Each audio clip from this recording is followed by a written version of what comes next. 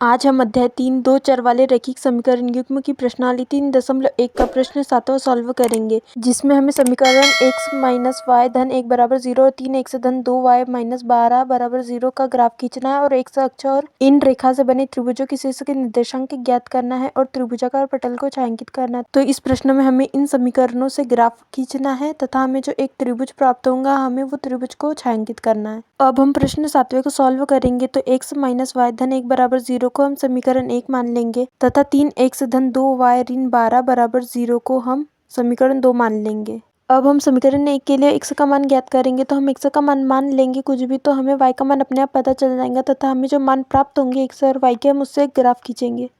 तो हमने x का मान ऋण 1 माना। अब हम समीकरण 1 में मान रखेंगे तथा इसे सॉल्व करेंगे तो y का मान हमें 0 प्राप्त होगा। अब हमने x का मान 0 माना। अब हम समीकरण 1 में x का मान 0 रखेंगे तो y का मान हमें ऋण 1 प्राप्त होगा। अब समीकरण 2 के लिए हमने x का मान 4 माना। अब हम समीकरण 2 में x का मान रखेंगे तो इसको सॉल्व करेंगे तो 2y बराबर हमें 0 प्राप्त होगा तथा y बराबर 0। अब हमने x का मान 0 माना। अब हम समीकरण 2 में मान रखेंगे 0 तो हमें y का मान 6 प्राप्त होगा।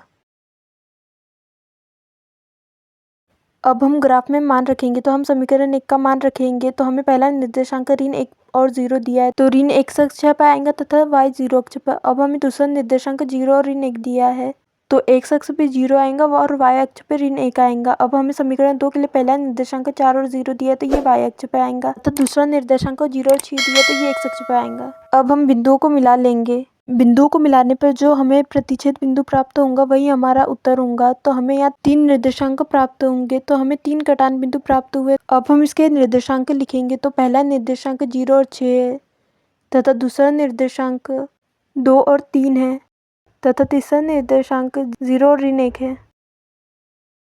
अब हमें जो त्रिभुज प्राप्त हुआ है हम उसे छायांकित कर लेंगे।